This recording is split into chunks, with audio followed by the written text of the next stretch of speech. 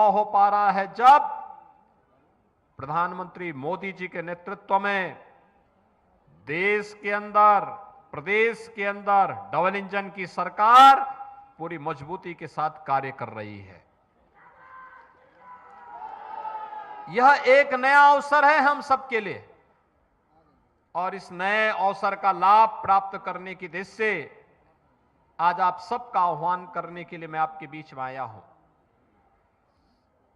हम सब जानते हैं यह पशु चिकित्सा महाविद्यालय न केवल पशुओं की, जीव जंतुओं की, जीवों की स्वास्थ्य परीक्षण का एक केंद्र होगा, उपचार का केंद्र होगा, बल्कि उनकी नस्ल सुधार के साथ ही यहां पर यहां के बच्चे प्रवेश भी ले पाएंगे और वे लोग पशु चिकित्सक भी बन पाएंगे।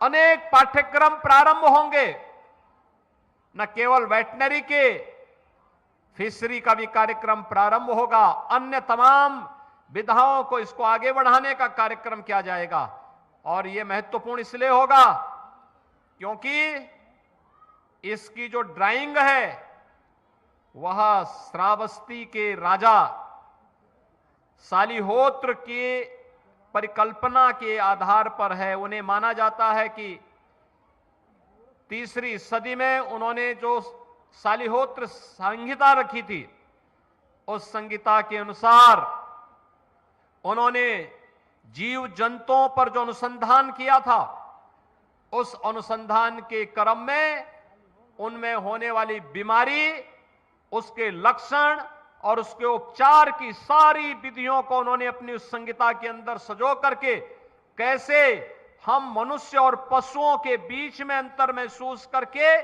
उनके उपचार की व्यवस्था करके उनकी नस्ल सुधार को करके उन्नत नस्लों को आगे बढ़ाने में कैसे योगदान दे सकते हैं। और यह कार्यक्रम, यह ड्राइंग उसी आधार पर आगे बढ़ाने का कार्यक्रम के साथ हम लोगों ने यहां पे जोड़ करके इस कार्यक्रम को हम आगे बढ़ा रहे हैं। भाइयों बहनों, आज नया भारत है। प्रधानमंत्री मोदी जी के नेतृत्व में भारत की ताकत का डंका पूरी दुनिया के अंदर बज रहा है। आप मानते हैं ना, देश बदल गया है।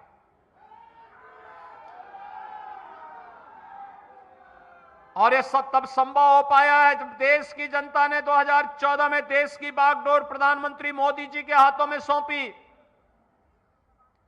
नहीं तो पुराना डर्रा क्या था, 14 के पहले लोग थे, क्या बोलते थे, कुछ नहीं हो सकता, कुछ नहीं कर सकते। और आज तो देखिए, कांग्रेस के समय, विरोधी दलों के समय में गोरखपुर का खाद कारखाना बंद हुआ, मोदी जी की सरकार आई, मोदी जी ने उसको चालू कर दिया। फर्टिलाइजर कारखाना चालू हो गया ना, चालू हो गया ना। गोरखपुर में एम्स बन गया ना। आपका ये 4 लेन की सड़क बन गई है ना। और सड़क बनने के साथ यहां पे वेटनरी कॉलेज का शिलान्यास का कार्यक्रम है, इसमें युद्ध स्तर पर कार्य आगे बढ़ेगा ना। अब इसी के बगल में 50 एकड़ क्षेत्रफल में निराश्रित गौवंश के लिए भी नगर निगम गोरखपुर के द्वारा एक बड़ी गौशाला का निर्माण कराया जाने वाला है। और फिर यहां पर एक इंटरनेशनल स्टेडियम बनाने की कार्रवाई को भी हम आगे बढ़ाने जा रहे हैं। बहुत बड़ा कार्यक्रम होगा यहां पे। ये जो राही वगैरह घूम रहे हैं ना, इन लोगों को दौड़ने के लिए इंटरनेशनल स्टेडियम देंगे, यहीं पे इन लोगों की पहलवानी दिखाएंगे।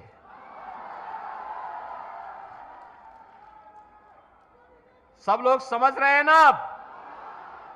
और इस समझ को चुनाव तक बनाए रखना है, क्योंकि चुनाव में फिर एक बार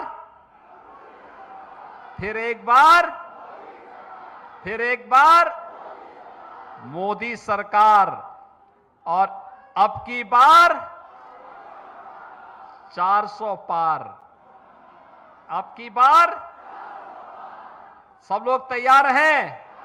सभी लोग देखो, ऐसी सरकार कभी नहीं आई थी।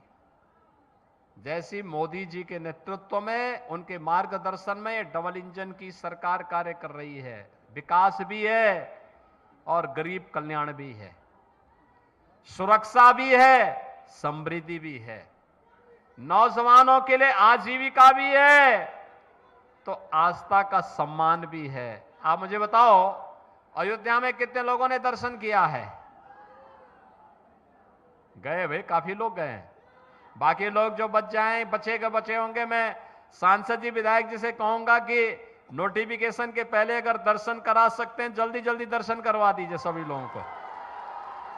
आप मुझे बताओ, अयोध्या में भगवान राम का मंदिर का ये सपा और कांग्रेस के लोग बना पाते? वे लोग तो गोली चलाते थे, गोली।